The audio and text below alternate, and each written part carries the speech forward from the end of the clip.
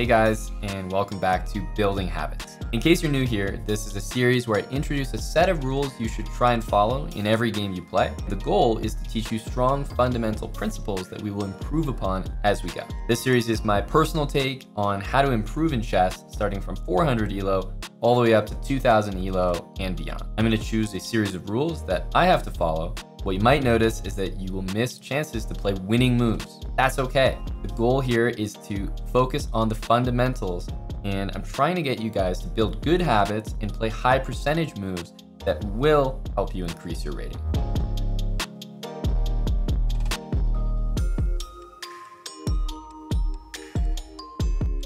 Five-minute game. All right, we got a 683. 683. Okay, E4.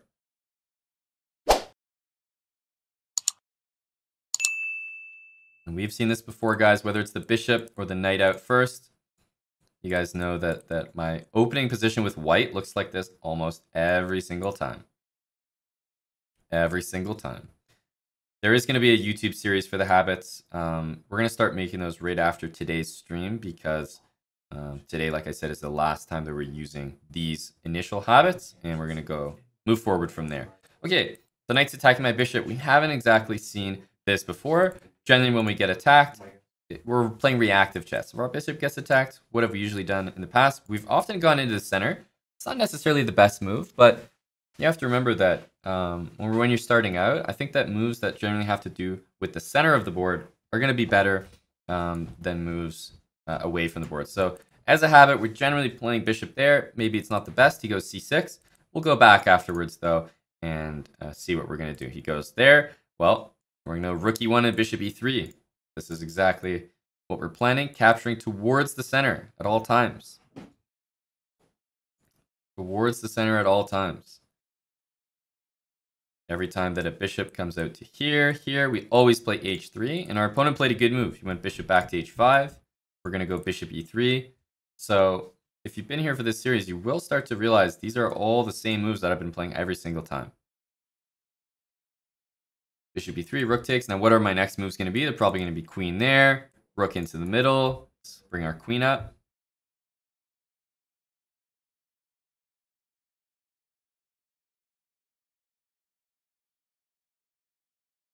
Hello, Tommy. I hope you're following some habits, buddy. Hope you're following some habits, improving your chess over there. Okay, d5. Basically, anytime there's a capture, we're going to go for it. Now he's taken. Now, one thing we've learned in this initial stage is that every time a pawn is here and I have pieces there, I got to be careful of this. It's been killing me in this series so far. So I'm going to take my piece here. I'm going to take that pawn in the center of the board. I'm going to move up and grab that. We're going to take a free pawn in the center. My next move is probably going to be rook to the middle of the board. And again, I have that escape square for my king. Now, bishop takes knight. My double pawns is not going to be great, but you know, it was at the cost of a free pawn. Okay, d4 played. It hits my knight. Now, whenever the knight's being hit, hopefully you guys can identify what move I'm probably going to play here. But the thought process is, whenever you're attacked or you have to move, try to move in the center if you can. When the knight went here and attacked my bishop, that's why I played bishop d5. Now, bishop d5 was not the best move. It lost time. He played c6. I moved back. But here, I'm going to follow the same principles. If I can go in the center, I'm going to. Now, knight d5, I can't play. He's going to take that for free, which means knight e4, I'm going to look. Knight takes, look, it's covered by the rook and the pawn. Knight e4 is a safe move, so that's the move I'm going to go with. This is the thought process that you're sort of going through.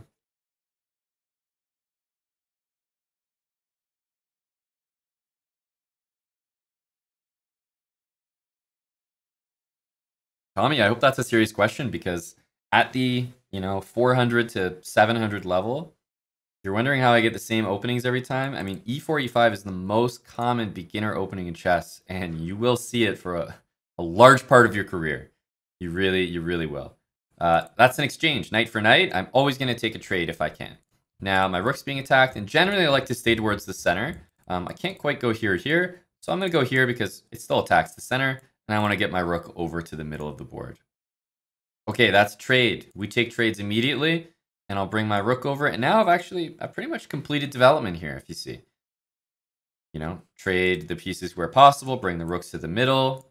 He's actually hanging a pawn here in the center of the board. So we're going to take that. Well, e2 attacks the center, Tom. You know, as long as I'm still attacking the center, this rook is still exerting pressure here. These are the 4 center squares. So this entire game, if you looked at all my pieces, and let's just even take a scroll back and have a look, every piece that I've moved has controlled the center. Keep in mind these 4 squares. 2 knights, the bishop from here, still controlling, you know, the rook controlling center squares, the bishop controlling center square. The queen is in the center. It's not open yet, but, you know, we're obviously on the d file, and the knight's moving towards the center. The rook's still controlling the center. Everything I've done has been, you know, moving a piece in the center or controlling the center. So it's just a good habit to get into. It's all about the center of the board. All about the center of the board. Slow Timbo, thanks for the 7 months. HK, 4 months. And we have to get some random pawn moves in. It's that time, guys. It's that time. Appreciate the subs there, guys.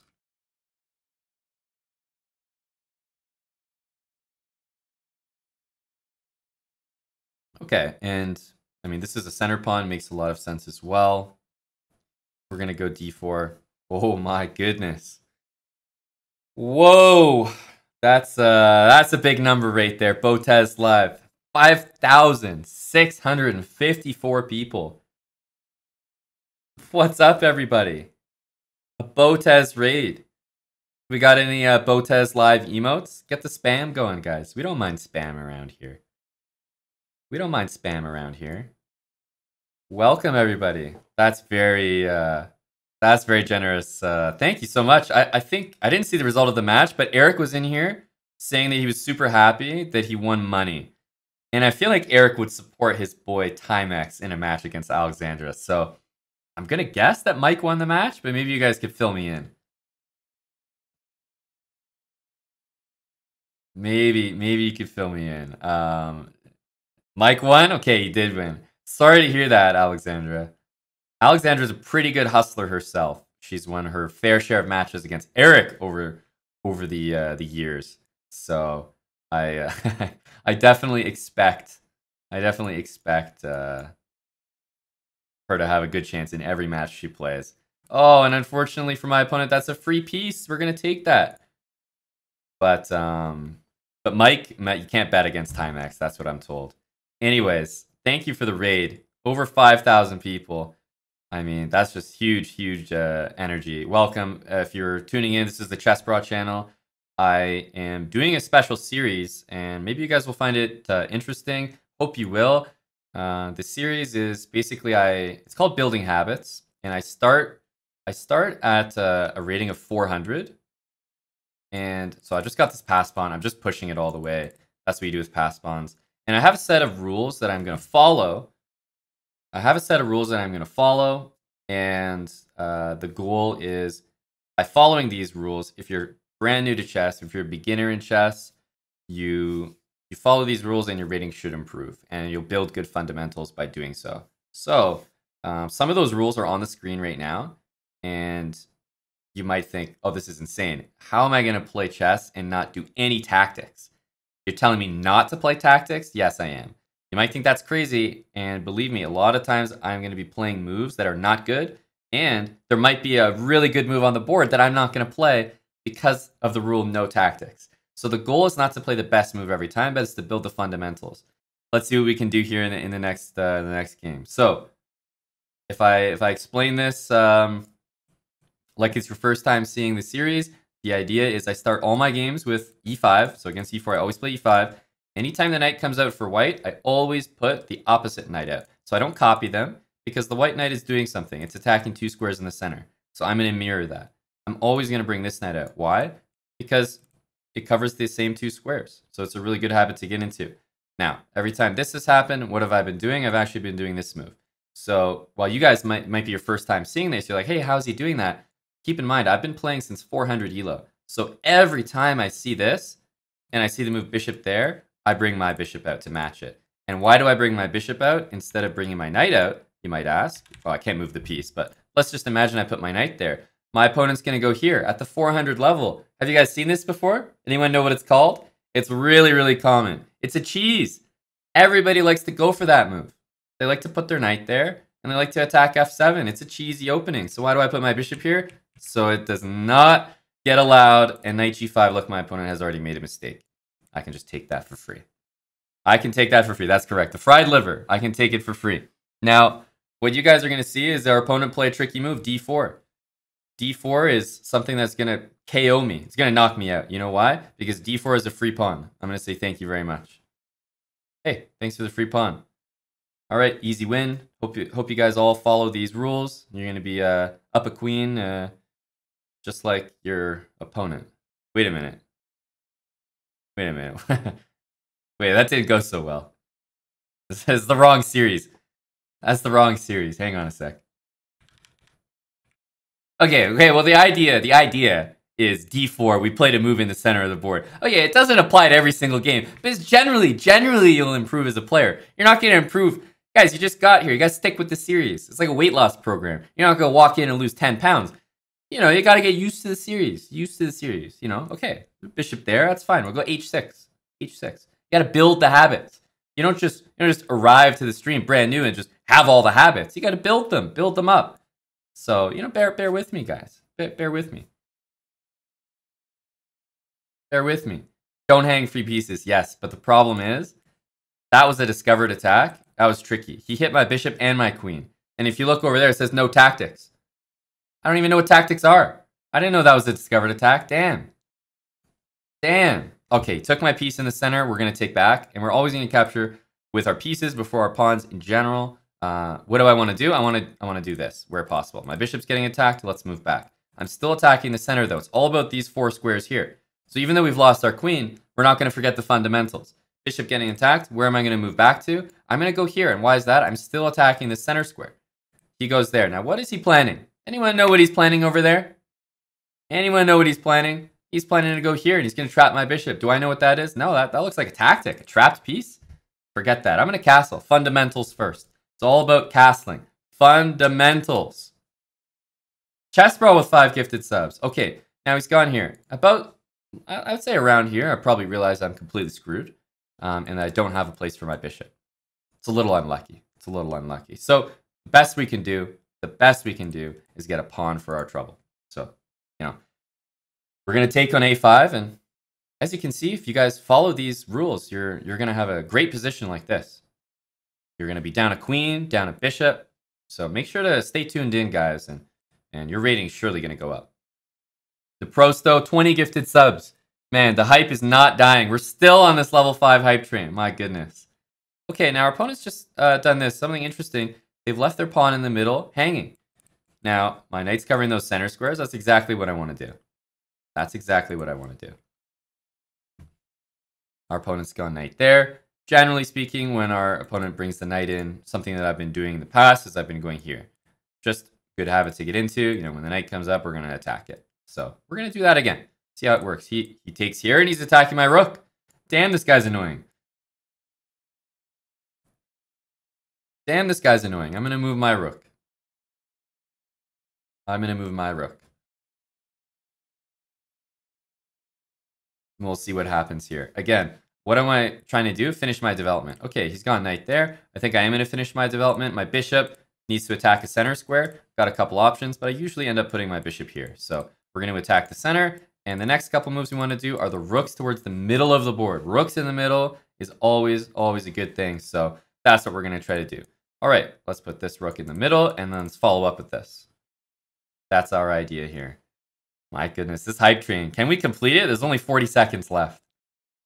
We usually got good energy here. Now, that's a trade. Anytime that there's a trade, if you're at the 400, 500 ELO level, you're just starting out in chess, my advice, take it. Take every trade you can.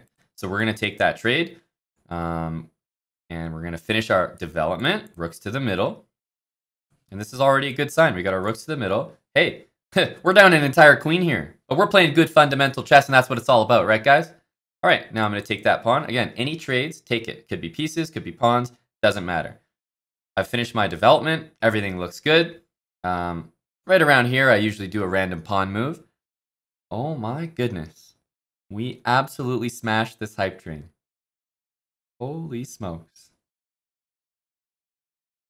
And that looks like a free pawn, so I'm going to take that. And after I take this free pawn, I might notice, hey, I'm attacking this guy's queen. Maybe I'll take his queen. And if he doesn't move it, I'll take it. This is great. This is great. Geico, thanks again for the 500 bits. Good fundamentals, automatic. And then when my opponent plays this move, I'm probably thinking, man, this guy has never played chess in his life before. What a noob.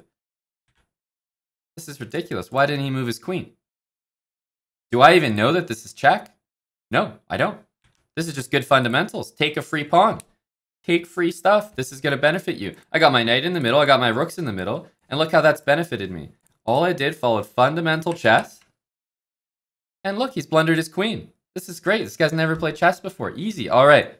Well, I'm going to keep pushing pawns in the center of the board. And now, take a look at that, what it says on screen. It says, once you're in the endgame, you want to push past pawns. Push them, baby. That's our rule.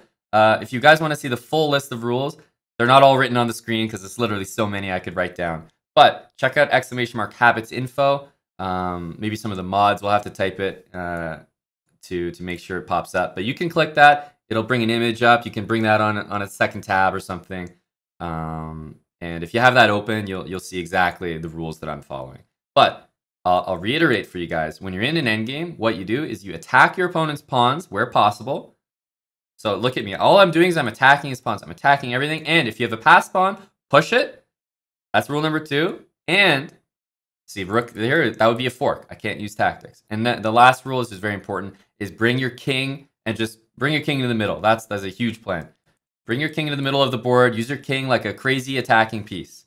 It might sound ludicrous, but if you have passed pawns, push him. So that's what I'm doing.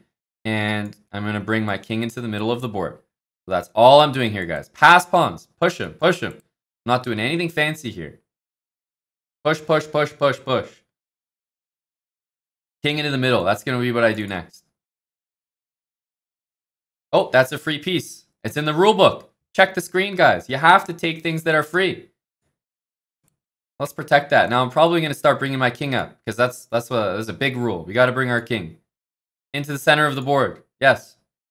Yes. Yes. We'll bring our king. This is a weapon. We're attacking. Oh, that's a free piece. That's a free piece. Oh, pass pawn. Push it. Push it. Let's go. Fundamental chess. See, I'm telling you guys. I'm telling you guys. I'm not going to let you down here. Oh. Oof. Let's get a ladder. Can we get the ladder? Ugh. I gotta get the ladder. Checkmate. Guys, ladder checkmate. Yep, ladder checkmate. Can I get the move in? Let's go. No, I lost. No, it's a draw. It's a draw. It's a draw. Damn it. It's a draw. We'll take it. We'll take it. It's a draw. Okay. It's all good. Hey, actually, +1. +1. So, let's take a look at the report. Oh, look at that. 86.4 accuracy. And, by the way, that's me blundering my whole queen. My whole queen. Isn't that impressive? Are you guys impressed? You tuned in. I blundered my queen. I blundered a bishop, but I still have 86.4 accuracy. That's because I'm following fundamentals. That's what this series is all about. Even if you're blundering things left and right, you're playing fundamentally solid moves. Pieces to the middle of the board. Even if things don't go well, you're still going to have a good game. And over, 100 games, if you play with 86 accuracy, you're going to win a ton of games. You might lose this game. We might have drawn this game, whatever it is. But the point is that you want to build good fundamentals, and we add the tactics afterwards. We add the fancy stuff afterwards. So I'm trying to play in a certain way that I'm following these rules on the screen, and you guys can play the same way as me. That's the idea. Now, hang on a sec. I have a missed win. Oh, we might have to look at this missed win. Jeez. Okay. So let's look at the game. Knight g5, blunder. d4 is a mistake. Knight d4, blunder right back. Okay. Understandable. I think it's fair to call that one a blunder. Okay. Bishop back. This looks solid. Okay, an inaccuracy. I think inaccuracy is fair, but again, trapped pieces, that's the type of tactic I haven't added to my repertoire yet. Okay, so he got our bishop here. We saw that. Let's have a look. Okay. And you can see, even with a bad position, a lot of my moves are best moves because they're bringing the pieces to the center. Trades. Now, I missed this.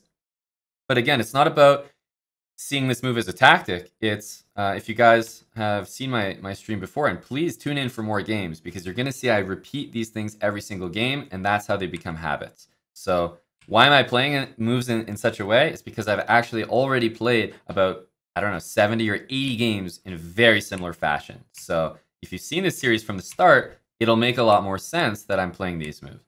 And when you get to the end game, all I did, rook in the center. Rook in the center is going to be a good move, and I'm just going to take all these pawns. That's it. And this is probably my missed win. Oh, man. Yep. You see? Now, my rules are going to guide you, but they're often going to maybe have you miss a move like this. No tactics means you can't play rook d4. It's supposed to be more representative of a 400 level. You're not going to find every tactic at 400. You might not find any tactics. Hey, at 400, I think if you're new to the game, you might not even know what a tactic is. That's why I came up with this series, because I want to introduce you to the fundamentals first, and then we'll add the tactics and the fancy stuff after. So rook takes h2. I think it's a great move. Get rid of the pawn, get a pass pawn, and start pushing. But the best move, of course, is going to be to use a tactic. It's okay. You're going to miss good moves sometimes, but you're still going to be playing pretty good ones yourself.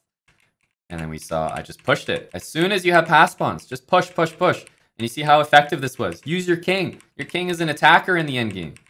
And the only problem was that I couldn't pre-move. But don't worry. We'll add pre-moves at another level. For now, it's good if you're starting out in chess to even just disable pre-moves. Don't use them at all. Focus on the chess. Okay, let's get back into the pool here. We got another game coming up. It's going to be another 5-minute game. And let's see what color we get. Okay, we got the black pieces. Let's try it again. Let's try it again. So we just played this opening.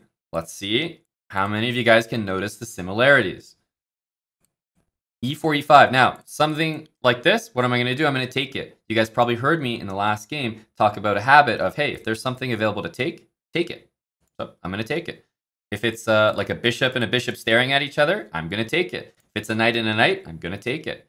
If it's a pawn, I'm going to take it. So that's just one of the rules that I'm following.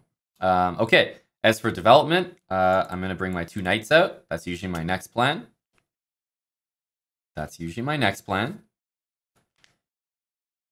Bishop takes pawn. We're going to go here. Let's see what happens. Yeah, the king's gambit from this guy. That's very dangerous. Now, last time I actually brought my bishop here. You'll notice that I can't do that anymore. In general, what I've avoided doing, because I think it's a bad habit, is I don't think you should bring your bishop out here and just take. A lot of people do that. They bring their bishop out, they attack something, and then when they get attacked, they're so happy to take a piece when you're starting out in chess. They're like, oh, you know, like, bishop takes c3, haha, took your piece. And it gets taken right back, and, you know, all of a sudden your dark squares are weak. So a good habit to not get into is this. Don't bring your bishop out just to take a knight. It's really, really bad. Stop that right away. We're going to play d6. And you know what? We're going to put our bishop here. And we're going to now open up this bishop on this diagonal. Okay. He's played a pawn move up. I like to see this because it gets us to another teachable moment. Where do we put our knight? If possible, we always move towards the center. We always move towards the center. Can I go here? No. That queen's going to take it for free. Can I go here? Well, my pawn's defending that. So knight e5 is okay. Am I going to choose to put my knight here? Here? Here? Here? Only if I can't put it here or here. But I'm always going to look for center squares before other squares. That's the rule. How about this? Knight there. Those knights can take each other. Anytime there's a capture or trade on the board, I said we're going to take it. So let's follow those rules. Knight takes f3. And now I'm going to get developed. Of course, that's the only square my bishop can move to. This bishop can go there. And we see the reminder on screen. Castle ASAP. So I'm looking to play this move as soon as possible. Got to get to safety. Okay, he goes back with the bishop. I'm going to ignore it. You know why? Because this doesn't seem to threaten anything new. I'm going to castle. Done that. And, okay, he goes there. Every time our bishop's here, if you guys have that habits info open, the longer list of rules, you'll notice that every time this move and this move are played, I always play this to attack the bishop. And this is what I was saying just a second ago. I said, I'm going to avoid doing that because it's a bad habit. Look at this. My opponent has just done this. He's just taken my knight. I'm going to take back. But look how much better my position is now as a result. I got this great bishop. He's just giving me his dark squares for no reason. Always a good thing. If you can play h6, they take you just take back. It's something to really avoid as a newer player. Don't just take something to take something, right? Don't just play your bishop out there just to take that knight. Bishop and knight should not just be exchanged willy-nilly. So I'm going to exchange my bishop for his knight willy-nilly. All right. Bishop takes knight, queen takes, and now we have to complete our development. Let's go bishop here. Why did I do that? Well, because I have to. It's a trade. It's a trade. I'm forced to do that. I have to. It's part of the rules. It's part of the fundamentals. All right, rook g1. What's he threatening? He's threatening checkmate in 1. Am I going to see that? Of course. I see checkmate in 1 all the time. I'm 400. Of course not. I'm going to stick to fundamental chess. Rook to the middle of the board. Get developed. I'm going to bring my queen here, and then I'm going to bring my queen here, and then fundamental. Well, this has been a good start so far. Fundamental chess, by the way. We'll just jump into analysis. We can learn from that. Learning's fun. Yeah. Woohoo. Fundamentals. Build your habits, guys. Here we go. Well, let's check what percentage we played. Well, how was our accuracy? At least tell me that. At least tell me that. We did well, 23%. You know, you stick to these rules, I think you're going to be pretty satisfied with this program. 23% is high. It's higher than 22%, put it that way. Someone says, thanks, Aman. Now I'm 200. You're welcome. I'm sure you started at 100, so sounds like the progress is already visible. Already visible. Big congrats to you following the program. Eric Chesscom with the subs. Okay, Eric from chess.com. Wow, that's super generous. 10 gifted subs from the higher ups. Careful, guys. Chess.com staff in chat. Gotta be real careful. Everyone, best behavior. Let's say some nice. Can we start typing some nice things about chess.com? Can we get Tommy? Tommy, can you type something nice about chess.com? Quick, everyone, something good. We got Eric from chess.com here. Chess.com is an awesome site. There we go. There we go. Perfect. Thank you.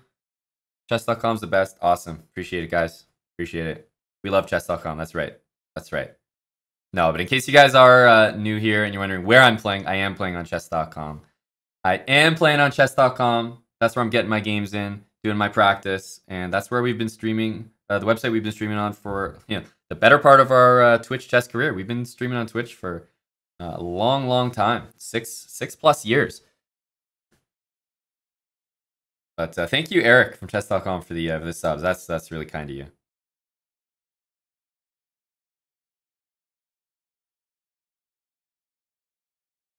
Okay, let's see here. So our game's pretty solid here. You'll notice I actually don't have, too many blunders. The reason that my accuracy is so low is that the game ended right away. So the game ended in 18 moves or something. So I didn't get a lot of chance. Like if he castled here and didn't threaten mate, I got to play my queen out, my rook out. Those would all be pretty high percentage moves. So it's simply because the game ended so quickly. And trust me, at the 400 level, when you're starting out, this is going to happen to you. And that's why I came up with this idea for this series is I wanted a more real representation. I wanted to actually relate to the viewer. I don't want to just sit here and crush people at 400 ELO and say, yeah, so just crush them. Just win, forehead. Like, that's not the point of the series. The point of the series is, let's be real. We're going to get checkmated in one move once in a while at 400. That's going to happen. Like, you have to admit that. But as we improve in the series, the point is you will eventually learn about, let's say, stuff like this.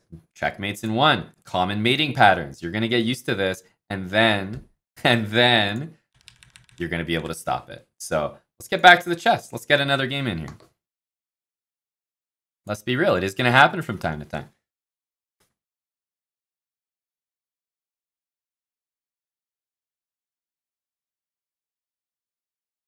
Oh, sorry. I just got a really emotional message from the chat. Just a Thunderbird0028 said, his relationship was about to end with his girlfriend, and then he told her that he plays on chess.com, and she decided she wants to marry you.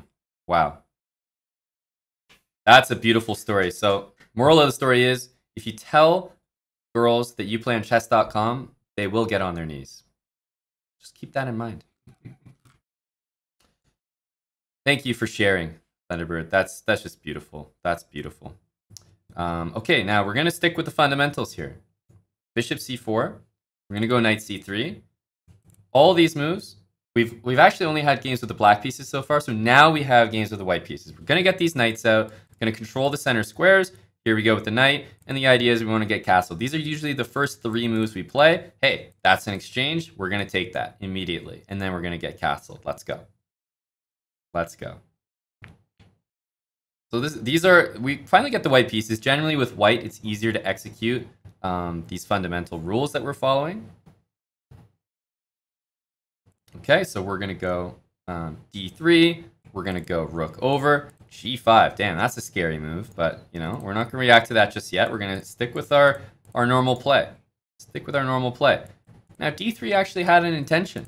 You know, it's designed to get this bishop out. That pawn only defended by the queen here. I'm hitting with the knight and the bishop. I was going to move my bishop anyway. Now am I going to go bishop e3 or maybe bishop takes g5? Okay, I might play bishop g5. Who knows? Who knows? That's a free pawn. I'm not going to be too shy to take that. Hey, that's a trade. Trades we take all the time. All the time. Now, rook to the middle, and you're going to get to see me in this game finish my development. Now, what's that going to look like? It's going to be rooks to the center of the board. It's going to be queen up, rook over, and then, hopefully, I'll finally get to show you guys one of my favorite moves, and a move that I think will help you improve times 10. All right, here it is. Anyone know what it is? Anyone know what it is?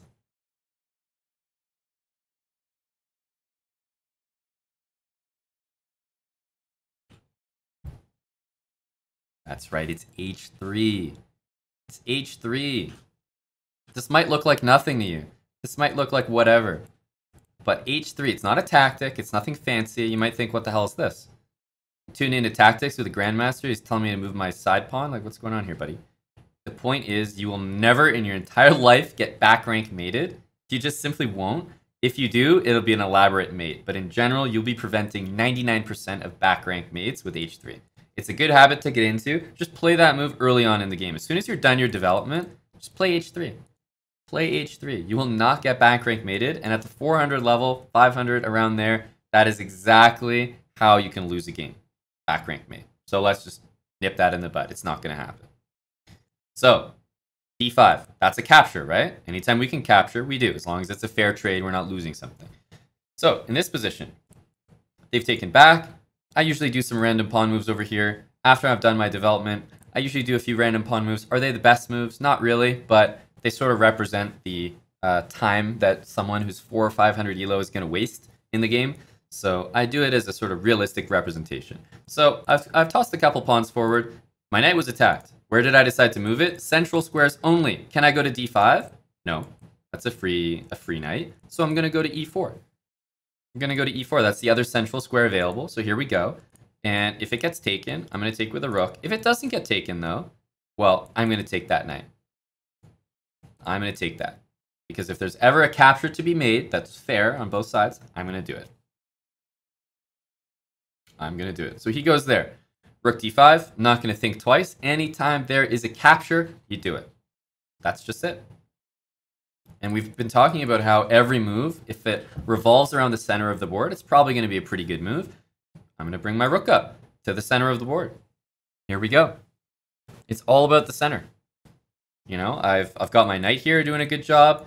I've got an open file here. Now, let's go bring my other rook in. Everything attacking the center. Now, hang on a sec. A teachable moment. Queen g6. Do you think I'm going to fall for the same checkmate that just happened? No. I just went into analysis mode on chess.com, and I just learned about how, hey, if the queen is right directly in front of my king, protected by a rook, that's checkmate. I'm not going to sit here and let that happen again.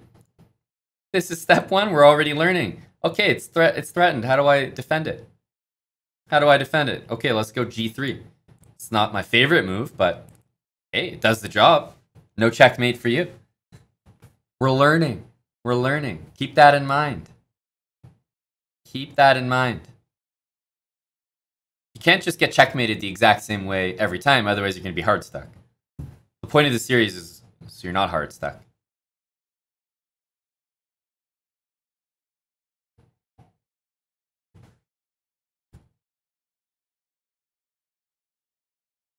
In an actual game, would knight h4 be better? No, that's a bad habit. Remember, knight controls the middle, always towards the center. In general, I would never want to see any of you playing a move like this. Is it defending? Is it attacking? Sure. But is it on the side of the board? Yes. Bad habit. Focus on the middle of the board. Okay, so we go here. He does a random pawn move. This guy's following my damn series. This guy's real slick with it. Real slick with it. But how many defenders does he have on this pawn? 1, 2. How many do I have attacking it? 1, 2, 3. We can take that. We can take that. Always about moves in the center here. We're putting pressure on that pawn. We have more people attacking it than defending.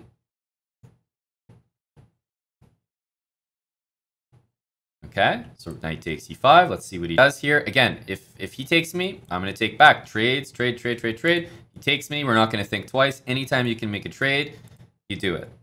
All right, so success. Now our queen probably wants to support our rook and also contribute to the center. Start to get in there.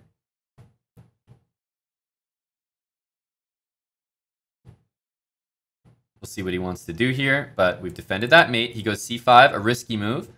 I'm just going to, again, help my rook in the center. These are the center squares. This move attacks 2 of them. It's definitely going to be a good one. I'm playing 5-minute chess right now, if anyone's wondering. You can play 5-0. You can play 10-minute chess to practice this.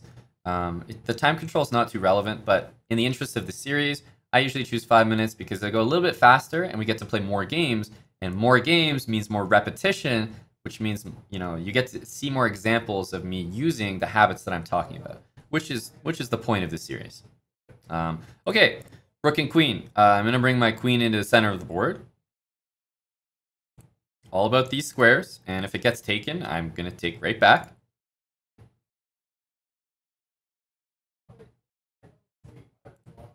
Rook takes e4. Okay, h5. Now, we've come to the end game, guys. Those who have seen the series before might already know what we should be doing in the end game, and those who maybe just joined should pay attention. In the end game, we use our rook and we attack enemy pawns. That's number 1. Number 2, if we have a pass pawn, we push it. Okay, so rook, attack pawns. That's just a simple thing. Of course, we still follow the rules. Like if there's a take capture to be done, we always do it. Like these moves shouldn't scare you. If he's doing something, we take immediately. Don't even calculate. Just take. Look at this guy. We're just taking everything. Who does he think he is? Buddy, I got a fundamental series going on here. You think you're going to sneak one past me? Me? You think you're going to sneak one past me? I'm just going to take that.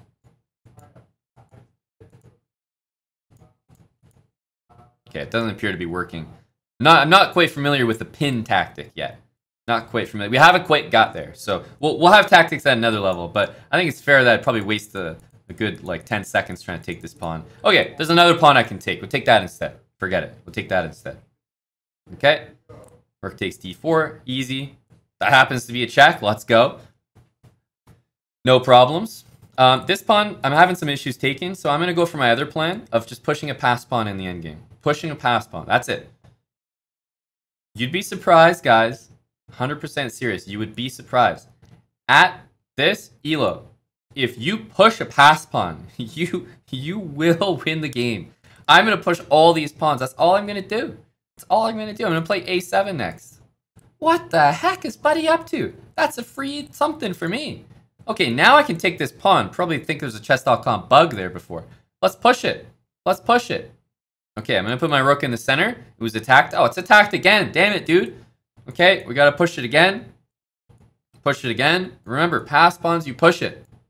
Okay, and queen to the middle, and we are going to build the ladder. The ladder checkmate, guys.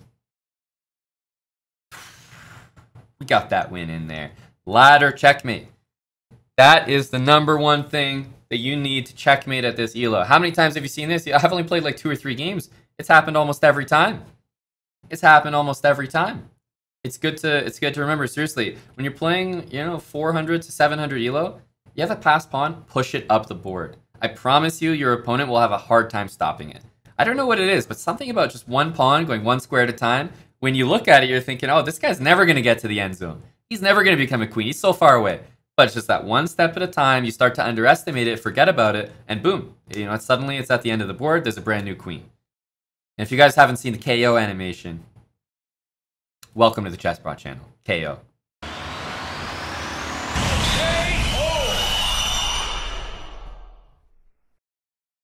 Stas, 10 gifted as well. Purging the plebs once more. The chessbrah cleanse is in progress. E4, you guys know the drill. E5. E5, knight F3. Now, in all seriousness, how do we react to this? Do we put the same knight out? No. Always the opposite knight. That knight controls 2 central squares. We want to match that. There we go. Knight C6. D4. That's an exchange. We take exchanges every single time. Boom. There we go. The knight's going to take back. That's another exchange. Okay, now let's get our other knight out. And now let's choose a center square. We can't choose one. Hang on a sec. Knight D5 and knight E4 both do not work because the queen takes for free. So now we actually come to a moment where we're going to have to make a new decision. And if we can't choose a center square, we have to pick the next best square. Am I going to go to G4? Unfortunately not. That square's covered. Am I going to go to H5? No. Get out of this habit. I think a lot of people would play knight H5 here. Well, sorry, let me rephrase that. I think a lot of people would hang their goddamn knight. Now, if you're not in that group, I think you'd probably play knight H5 because it's a safe square and it's not going back where you started from, right? And if you're not going back where you started from, you feel like you're keeping your knight in the game. But don't be afraid to put your knight back here.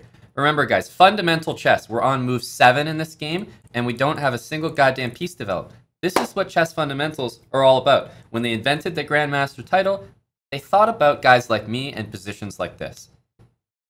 This is just good fundamentals. All right, we're going to continue developing.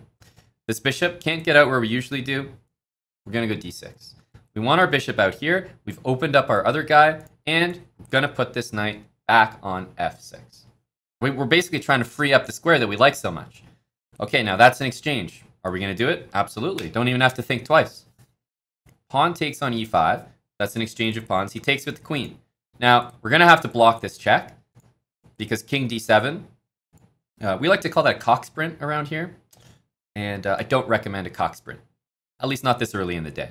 So, queen takes e5. We got to get developed. Knight f6 is where we want to put our knight. So, let's use the bishop. Let's use the bishop. Okay, queen takes g7. This is great. We finally have our f6 square for our knight. And we're finally losing a whole rook. And we're finally getting mated on f7. And we're finally...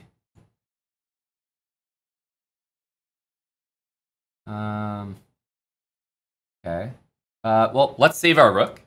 So we move this. And now if he tries to take my rook, I should get his queen. So this is great. Queen takes rook, loses to bishop takes queen.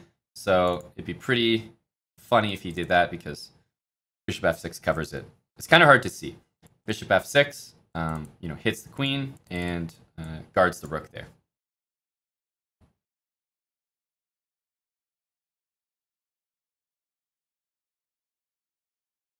Thanks, Weirdok and Stas for the subs, man.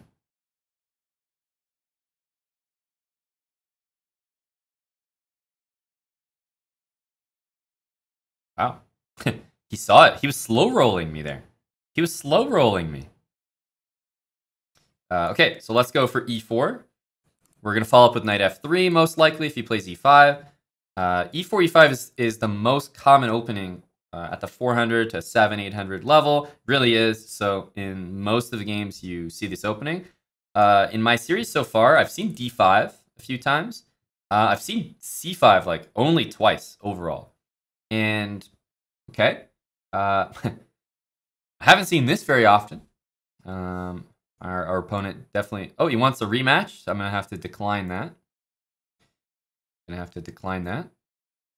And we'll look for a new opponent here. Someone more reliable.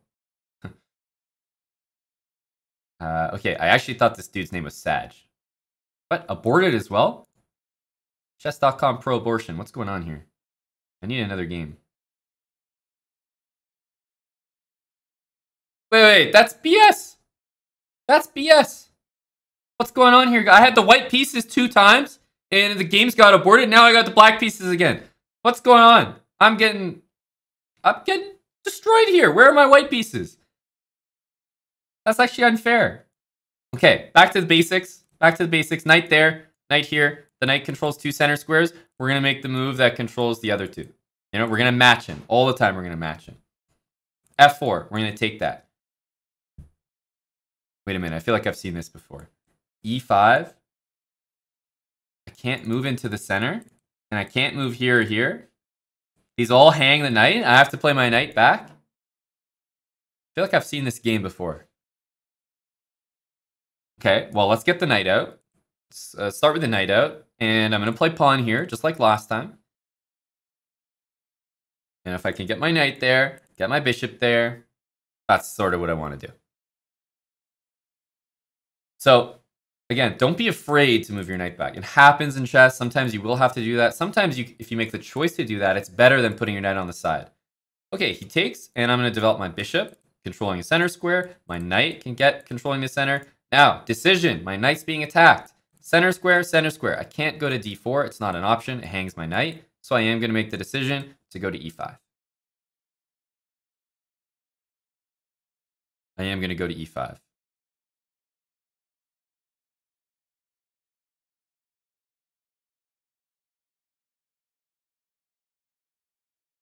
Bishop takes f4. I've already done this, but, you know, I'm going to take the knights. You guys have seen anytime there's a trade that can happen, I'm going to take it immediately. That's just what we do. So I'm going to take that. It is going to be check. So knight takes knight. We take all the trades we can.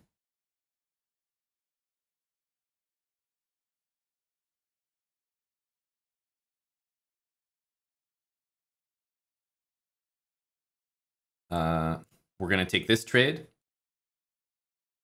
The reason why you should take every trade is that if you take something and they take it back, you know, you've traded a bishop for bishop. And if you take something and they don't take it back, you've traded a bishop for nothing. Both of those are good trades. So take every trade that's presented to you. Okay, now he's checking us. We need to do something about our king. You never want to move the king before you castle. And generally moving the queen this early, not advised. So we're going to move our knight. We're going to develop our knight.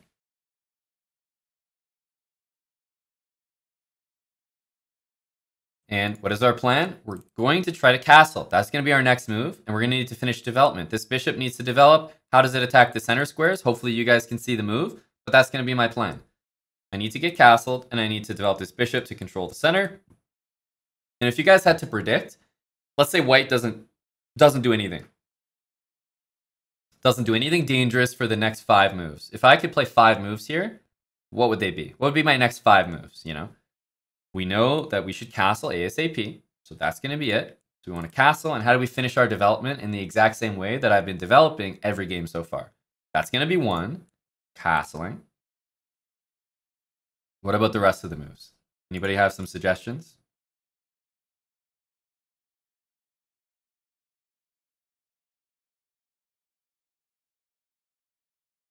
Okay, bishop f5, that's a great one. So castle, that's step 1. That's obviously going to be one of my 5 moves. Bishop there is going to be great. That attacks one of the central squares. Queen d7 and rooks to the middle. Those are going to be all my moves. Now hang on, he's trying to be tricky here.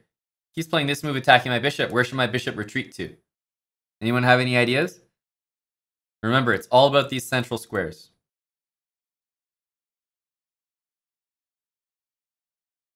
If I go bishop h6, I'm not controlling the center anymore.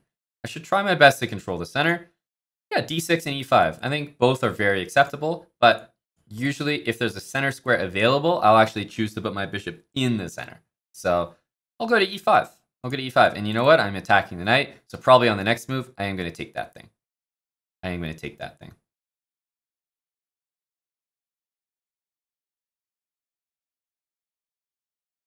Okay, so all about the central squares. That's an exchange. We always take exchanges. And bishop f5, just like you guys said. Controlling one of those central squares. My next move, queen d7. Most likely, I always sort of get my queen up to d6 or d7. I might go to d6 because it controls a central square. But I don't always have d6 available, so sometimes I choose this. But I think here I would go to d6. If you go something like that, I'll go d6. Controls the central square. And my next two moves, rook over, and both of those rooks control the center. So all my pieces actually controlling the center. Good fundamentals. This is what we're here for. Didn't do any random pawn moves this game. You have to finish development before you do those random pawn moves. Now, this is an exchange. Am I going to think twice about this? Am I going to calculate? What happens if... No. Just take it. Just close your eyes and take it. It doesn't matter. At this ELO, take everything you see, as long as it's a fair trade. Or if you're getting the better end of the deal, go for it. Rook to e8. Open file. Rook here is coming up next. And after we do those two moves, it's going to be time for our very important move, h6, so we don't get back rank mated. Guys, finish the development before you go h6. It's very important. You gotta make sure to get the rooks in play. So many people at this ELO, I mean, they'll do all sorts of things. At this point, they'll start moving their queen like a maniac. Check. Getting super happy. It's like, no. Mobilize your entire force. Mobilize all your pieces before you start doing crazy things with your queen or getting out of hand. So, do I care about this move? Hell no.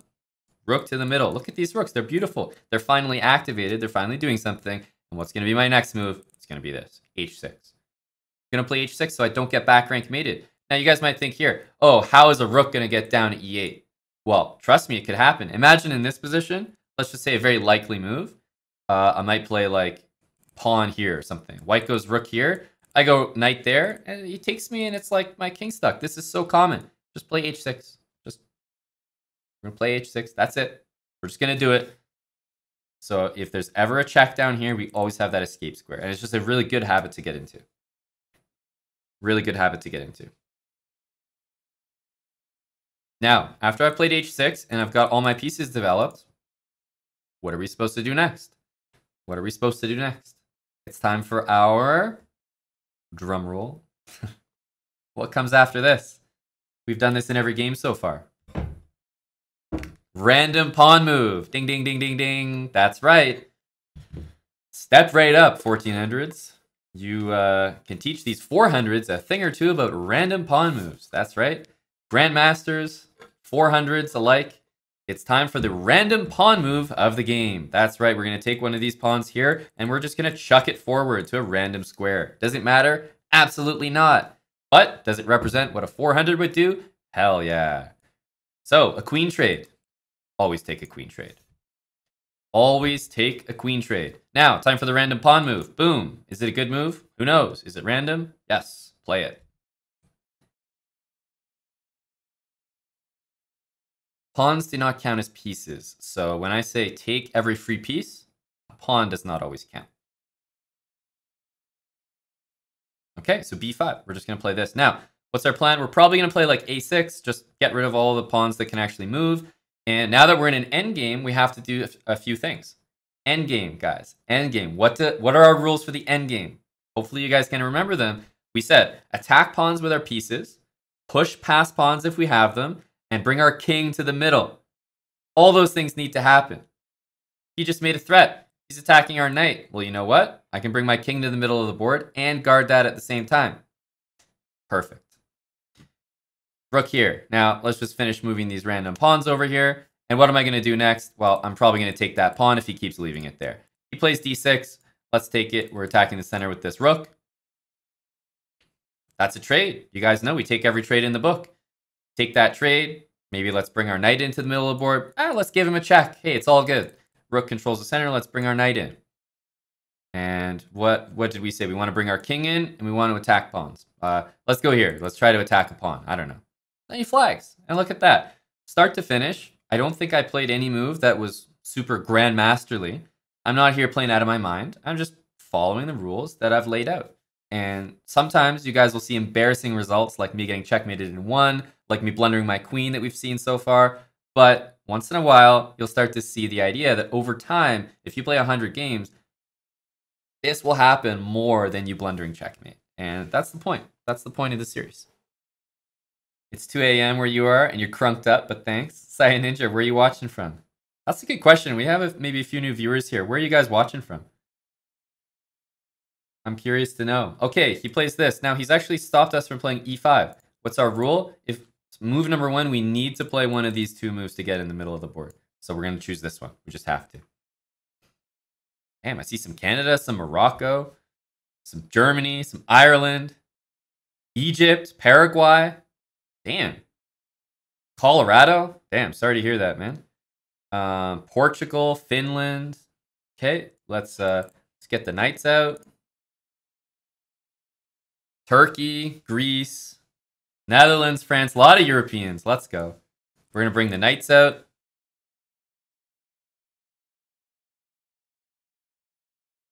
Oh, someone's watching from the moon. How to spot your GME investor. Okay, he's played pawn here. We're going to take it. You guys know the drill.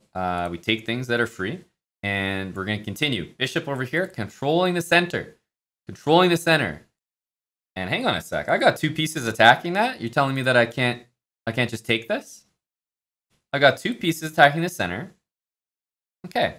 Guess I can. I don't know. Well, anyways, I've got knights attacking knights. That's not going to fly for very long. We're going to take that. We're going to take that. And what are we going to do? We're going to continue the exact same way. I'm going to play pawn here so I can bring my bishop attacking the center and get castled. That's the idea. That's all I want to do with this position. Nothing crazy.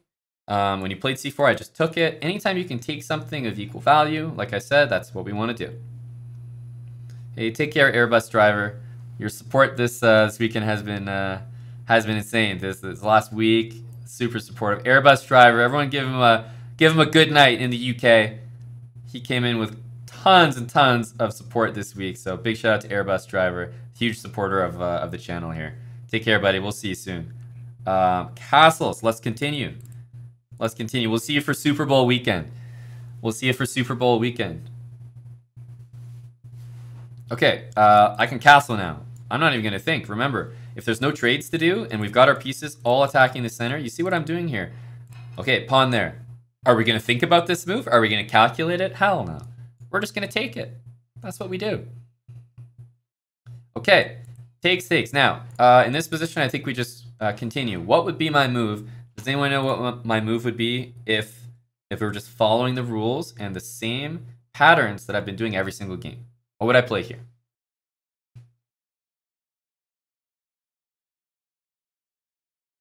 I'm seeing some queen d7s. I'm seeing a lot of queen d7s. I'm seeing some rook e8s. Both moves, very, very good. This move, both extremely strong. Most of the time, I'll be honest, I usually bring my rook to the middle before my queen, and then I bring my queen and my other rook. But at this point, I think both moves are totally acceptable. Totally acceptable. But most of the time, I do bring my rook. I do bring my rook first. Okay, now this is a trade. I'm not even going to calculate it. Boom, takes. And now that I've played this, I think everyone knows the next move because queen d7 was just suggested. Bishop c5, check, pick up the bishop. Nope, that's a tactic. Queen d7, stick to the fundamentals. We'll add those tactics after. First, let's make sure we're using all of our pieces. Now this rook has to come to the middle. Okay, let's bring it there with tempo. This is easy. This is easy. And now after queen g3, are we going to play h6, our beautiful move to make sure we don't get back rank mated? h6, and do I have any h6 in the chat? GME short seller says he's admiring my shirt. Oh, thanks, buddy. It's a nice little fitted Jack and Jones shirt for the boys, you know? It has the European style, long in the back. I don't know exactly what it's called, but we saw this before. Hey, that's right. We saw this before. If the queen ends up here, it doesn't matter what's protecting it. We've seen this before. The queen in front of our king, and if I can't take that queen, that's checkmate. We know it's going to be checkmate. We've seen this. Queen here in front of our king, protected by something, is going to be checkmate. So, how do I cover this, by the way? F6 looks great. It stops this diagonal.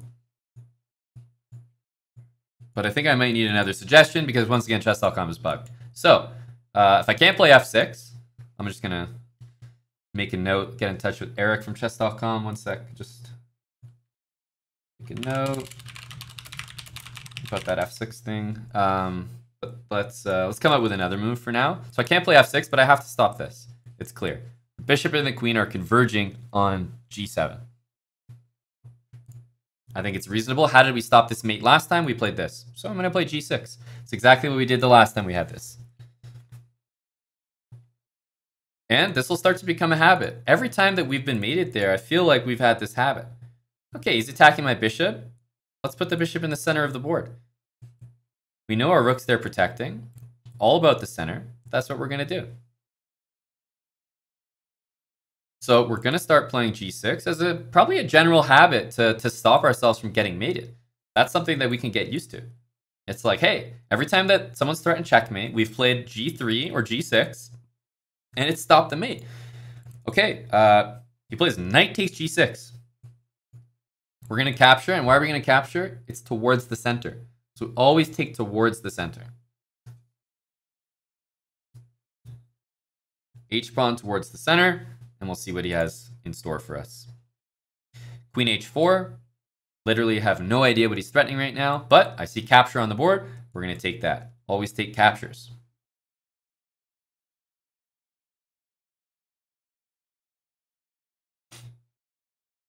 Queen h8.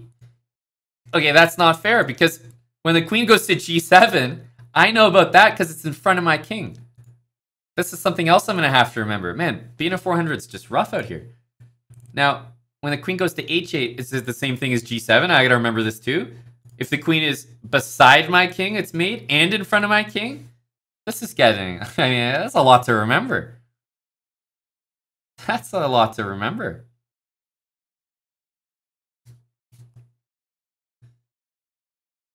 So, apparently, this is something else to consider. h8 mates my king. Okay, I'll try to remember that. But geez, I don't know if I'm going to be able to. At least I got the g7 mate. I stopped that. You know, we learned something. We developed a habit there. Classic win there. Now, what did we do right? Look at this opening. Okay, he played a weird move at the beginning, but we're not going to let it throw us off. We're still going to play our same style. Pawn in the middle, move one. We always need a pawn in the middle. Then the knights come out. Then the bishop. Well, we have to take things, but then the bishop. He's going to hang us a pawn. We're going to take it. We're always going to trade pieces. And you see how nicely my development gets. Guys, you know, at the 4 to 800 ELO, if you're getting positions like this out of the opening, this is fantastic. This is a good fundamental position to build upon. When you start adding tactics to this, you're going to be crushing. That's why with this series, you start out by getting your pieces towards the center, and you build on those habits and expand, and eventually, I mean, you're just going to be playing great chess as a result. Like, guys who cheese you with one move mate threats, it's just not going to work forever. It's not going to work forever. I mean, we've only played, I don't know, what is it, -2, we're at like move 16, 17, or no, we're not even, sorry, we're at move 12. We're at move 12. I mean, this is just a blessing. So, you keep playing like this, it's going to benefit you in the long run. If you guys want quick wins, you guys want like the key to quick wins in chess, check out my video on the Jerome Gambit on YouTube. If you want actual fundamentals that you can build on and really learn in the long term, this is the series for you. Okay, let's go e4.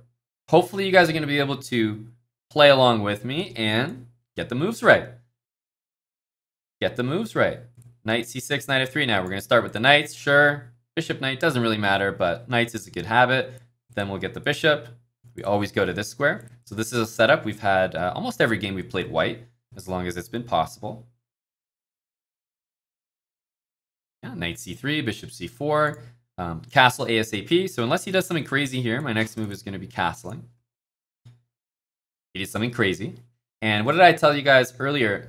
If you guys were watching from the very beginning, you might have seen me blunder my queen over here because white played this, and I took it with the knight. The same idea applies here. If someone does this, I'm generally going to take with the knight before the pawn. So I start with the knight. It looks like a free pawn to me. Count the defenders, count the attackers. 1, 2, 3, 1, 2 are supporting d5. So I'm going to take it. I'm going to take it. Now, if he takes back, I'm going to take with the piece, again, with the bishop towards the center, all revolving around these central squares. Okay, he decided to take this. Don't care. Castle. Castle ASAP. What are we going to follow up with? Well, it depends what he does, but most likely something like d3 to kick his knight out, plus d3 is the move I'm going to be playing anyway. d3.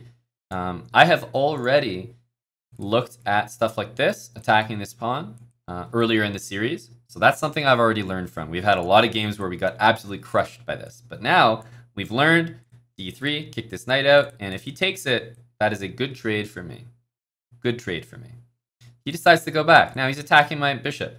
I don't really care whether the bishop's defended, but just as a rule, at this ELO, you're generally playing very reactive chess. If something happens and it attacks something in your position, you're almost always going to react. You're saying like, oh, no, you're not taking something from mine, from my position. So I'm going to go back. It still exerts pressure on the center, and we're going to continue from here.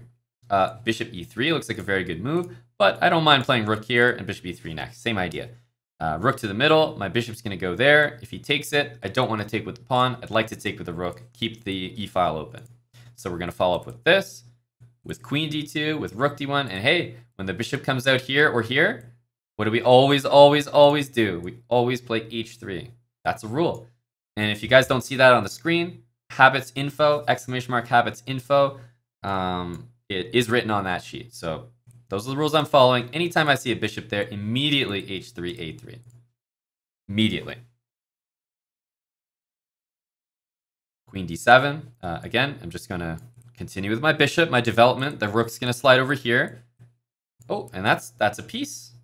Guys, we're going to go for that trade. I get a bishop, and he gets nothing. Seems like a good trade to me. Playing h3 for free. Exactly. That's just a move that we needed to play anyway. And hey, we got it for free. Now, the rook goes here. That bishop can take the knight. We're going to do it. That's a trade. That's a trade. He takes back, and we're going to play rook to d1. Now we're finishing our development. Finishing our development. So now we're done. Now we're going to go for the random pawn moves. Right? Now we're going to go for the random pawn moves. Okay, the knight attacks the queen. No problem. We'll move our queen probably in the center. It's a good habit.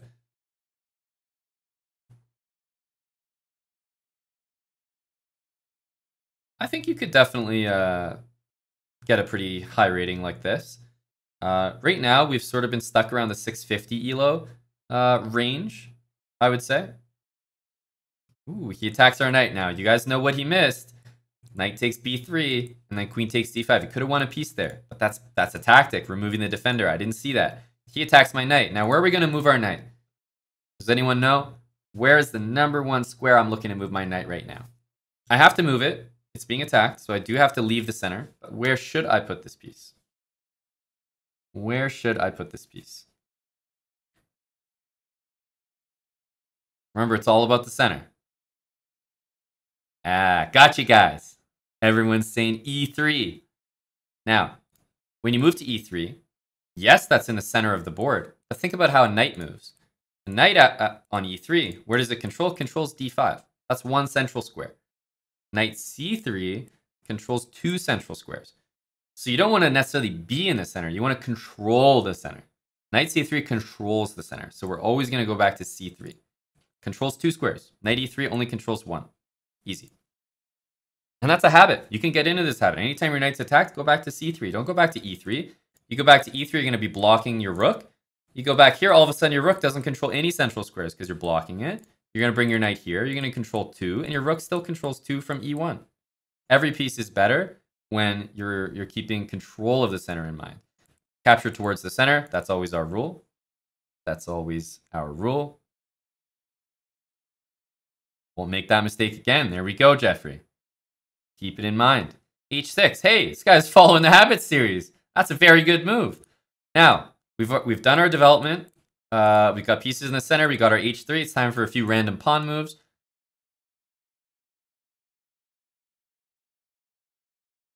Okay, now he's gone here. I'm going to do one more pawn move. That's pretty much all the pawns I have left. And then I'm going to need something else to do. Then I'm going to need something else. My random pawn moves have run out. Double rook. Hey, there's a great suggestion. Why is doubling rook so natural? Well, it's an open file. And this rook is actually not attacking those center squares. If I could get it to this file, it would be. But, hey, hold the phones. That's a trade. We take trades immediately. Oh, look, is that another trade right there? Oh, we'll take that immediately. And hey, how many times have you guys seen my knight being attacked? And then I have to make a decision. Where do I put the knight? Well, I want to go to the center. That's the central square. That's the central square. I can't go here because of the pawn. So where am I going to put it? The choice is easy. And that's why you build these fundamentals. You're going to start making these decisions a lot faster. And you're going to impress yourself with how quickly you can do this. So I'm going to go knight here. It's in the center and it's protected by a pawn. There we go. All of a sudden, we've got a good position. Look, we traded queens, we traded rooks, we got our knight in the middle. We're up a piece. Let's see if we can convert the endgame. Now that we're in an endgame, everyone remember the endgame rules. Does anyone remember them? There's 3 main ones. Obviously, there's other things to think about, but 3 main rules for the endgame. 3 main rules for the endgame.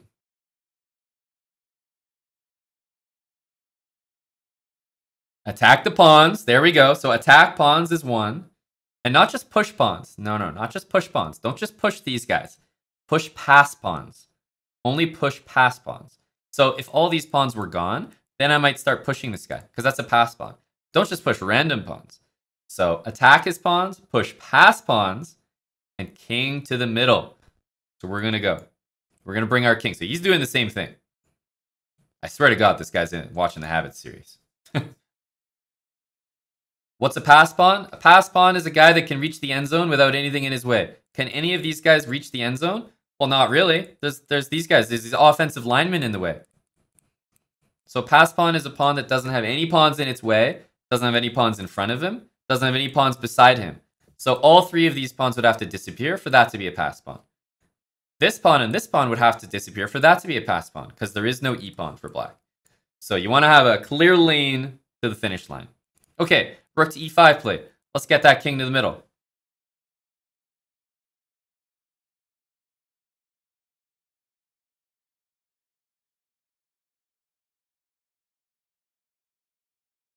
Defensive linemen? No, those are going to be offensive linemen.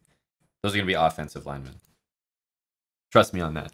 Offensive linemen are bigger than defensive linemen. And the guys that are trying to stop you from getting to the end zone, those are big guys. Big lads. You got to make sure they're all out of the way.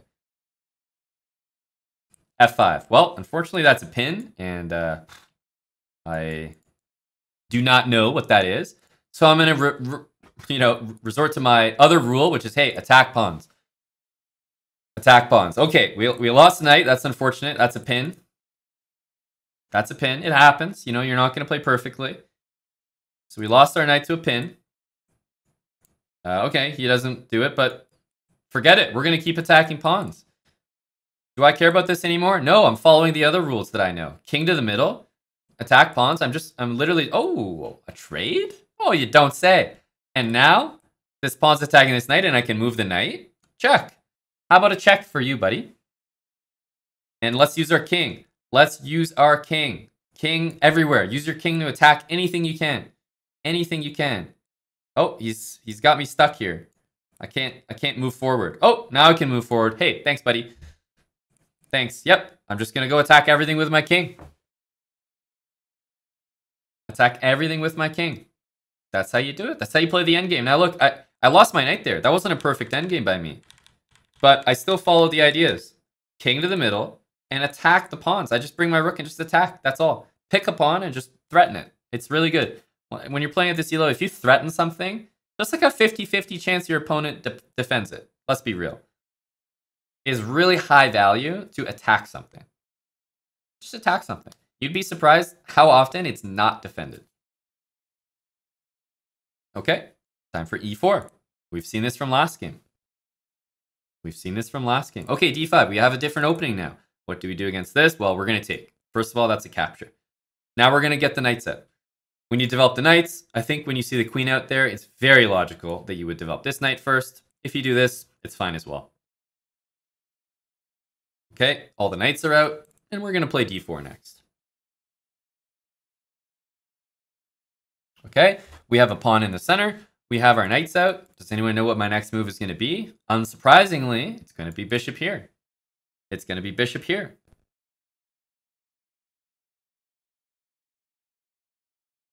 Hey, I've had this set up every single game.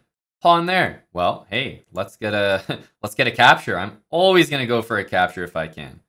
That's a reactionary move. If he pushes, I'm gonna take. Would you look at this? A capture again? You're making it too easy for me. A capture again? Anytime you see a capture, take it. Take it. Get castled immediately. I'm following all the fundamental rules that I've laid out here. Trade, trade, trade, trade, trade. I've just taken everything. That's what we do. Bishop over here. What's the rule? When you see a bishop go here or go here, what do? That's right. A3. A3. Bishop there. Okay, H3. If he takes me, I'm going to take back. Dude, this is easy. Chess is easy. Chess is easy. Bishop there. I'm going to develop. Let's get my bishop out. I'm going to bring my rook here and my rook here. Bishop takes C2. Okay. He took my pawn. That doesn't matter. Fundamentals first. Rook to the middle. Okay, now we've reached a point where I actually can't play this. Unfortunate. So let me attack his bishop and see if I can get there next turn. Okay, and let's go here. Discovered attack. We'll get there. Rook to the middle. I've completed my development. There we go. I've got my H3 move in. What is it time for after this? It's time for a few random pawn moves. Let's get some in. A4. Here we go. We're gonna go C4. I mean, we're just gonna push them if we can. Now here, he's actually stumped me there. I can't push this one. I can't push this. So I've got no random pawn moves. I've got H3 played. I've got development finished. What are some suggestions here, guys? Any suggestions? Try to think about the center of the board. We don't have to play the best move here, but what is a move that we could play that at least has to do with the center of the board? Follow some fundamentals. King F1. King F1's not a bad move, but would I say that this is an endgame yet? Not quite. One of the rules that I like to use for an endgame, which I completely made up, I have no idea if this is a rule, but I say take the amount of pieces you have and add them up. Just the pieces. If it's more than 12, it's not an endgame. If it's less than 12, it's an endgame. Meaning if it's less than 12, you bring your king in. However, the only exception to that is if there's queens on the board, never bring your king in. Keep your king safe. If there's queens, forget everything. Okay? Queens on the board, don't bring your king in. Otherwise, if it's less than 12 points, bring it in. Hey, I made that up one time. Now it's a rule. Rook d5, looks awful. Looks awful. Rook d2. Okay, I see a lot of people with rook d2. Whenever there's an open file, rook d2, rook d1, doubling on the open file. Very reasonable. Very reasonable. He's going to attack me. Can I make moves in the center? Well, actually, I'm going to notice I can't go to any of those squares. So if he just attacked me, I got to move my rook again. Let's just attack him. Hey, you're going to attack me? I'll attack you, dude.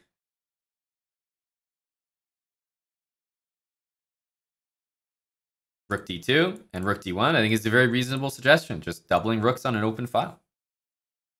12 points per player. Yes, not 12 points total. So 12 points on one side, not both. Okay, he goes back. I'm going to go here. Take the center again. Oh, he's actually improved. Okay, this guy's smurfing on me right now. And now I can't go anywhere here. And I can't attack his knight. This is ridiculous. Okay, I'm going to go back. This guy's destroying me. E6. My goodness. My goodness. Let's bring our knight here. Let's go for a trade. Hey. Trades are good. We always want trades. Trades, please. Trades, please. And I'll take with my rook and try to double up finally. Try to double up finally. Okay, I got it. Yay. I don't know if I should be too happy about that, but I got it. I got my rooks doubled on an open file. Maybe a few more pawn moves I can definitely think about here. And now, add them up. It's less than 12, right? It's less than 12, right? Time to bring the king in?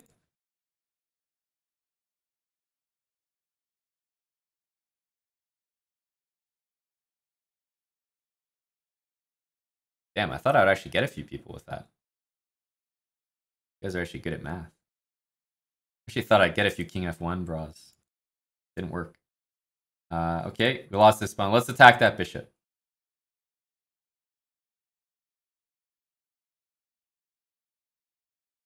Let's attack that bishop.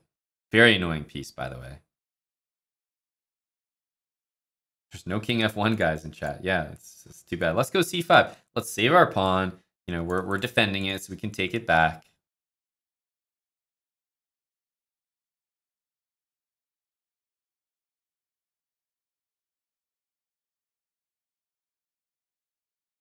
Okay, rook over.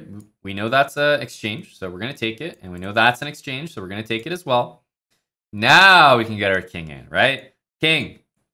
We're not even going to calculate. We just got to get our king in. So try to attack pawns, get our king in, and try to push past pawns if we get one. Okay, we get checked. We're going to keep bringing our king towards the middle. Pawn to e4. What are we going to try to do here? Attack pawns, trade pieces. Rook here, maybe. Attack that bishop. I don't know what I'm doing. I'm just trying to... Oh, hey, that's a pawn. That's a pawn we can take. And you'll notice I actually can't bring my king in more. Otherwise, I would. If I could bring my king, I 100% would. Okay, I'm just taking pawns. That's all I want to do. In the endgame, we take pawns, take pawns. Anytime I can take a pawn, I will. Take. Oh, but unfortunately, you offered me a rook trade. You know what I'm going to do? I'm going to take the rook. So anytime we trade, we do. Let's bring our king in. Bring that king in. Okay, I can't quite go to the middle here. I'm still going to bring my king. I mean, it's an active piece.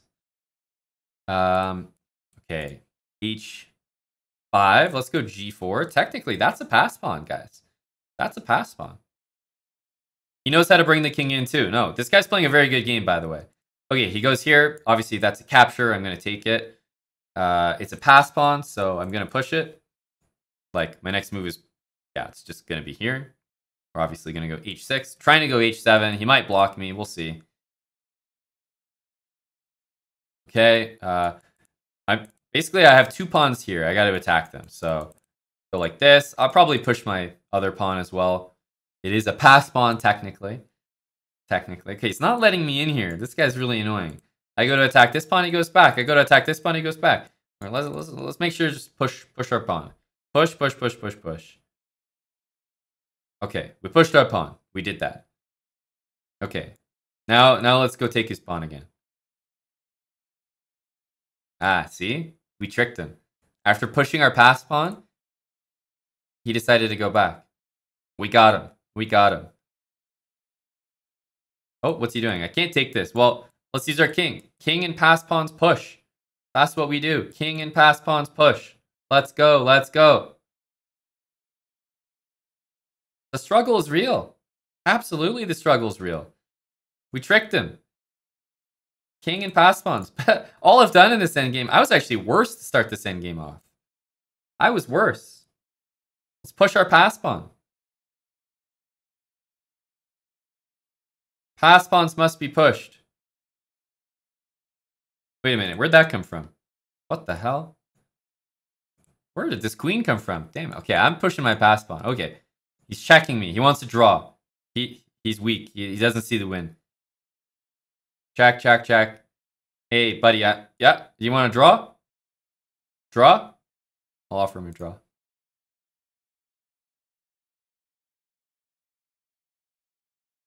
Oh, he declined the draw, but he clicked decline, which means he's wasting his time. Hey, that's a free queen. We'll take it. So he declined the draw, and then he hung his queen. Good one, bud. All right, let's get a queen now. Let's take his pawn. Push pawn. Staircase.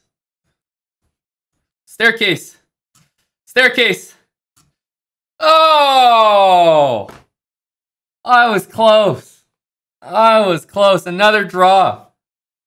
Man. So we had 81% accuracy. Not bad, considering that our game evaluation looks like a, I don't know, New York City, skyscraper skyline right there. Not too bad, 81%. He had 87.9. He played a very good game. For those that were wondering, our opponent did play very well. At the end, he obviously hung his queen, but most of that game by our opponent was super, super solid.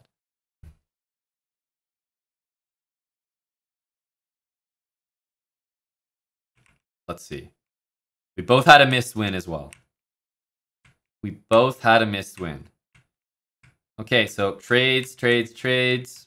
And hopefully these are... Where are our missed wins? Well, we knew that was a missed win. Hey, it's a tactic. Bishop g5 check. That's a missed win that you know, you are gonna miss following these fundamentals that I'm talking about. But it happens. It happens. Knight a5 missed win.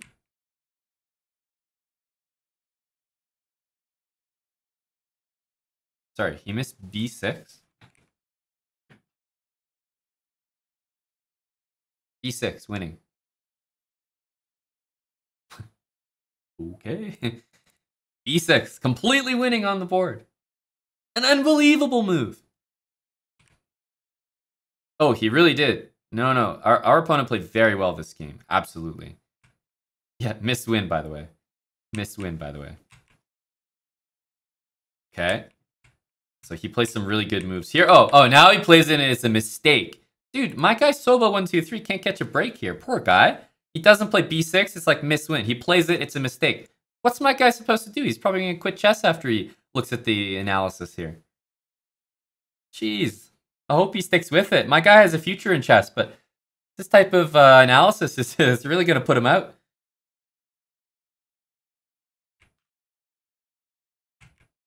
Okay. So he plays very well here. Go for trades. And then this was his big mistake here. b5. Yeah, he drops this pawn. He drops this pawn. Oh, he's dropping everything. And then we get our endgame. Obviously, him leaving the pawn there. King c6 is excellent. Okay. I mean, we could call this a mistake. If it could be a mistake. I don't know about excellent. That's a little complimentary. Tier 3 from Al Hashmi for 21 months. What's up, Al Hashmi? Still going strong with the series here. Good to see you.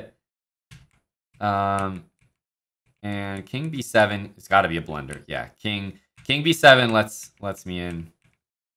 I'm sure we have a blunder here because, of course, we should stop the pawn. But, you know, pushing the pass pawn, that's fine. That's fine.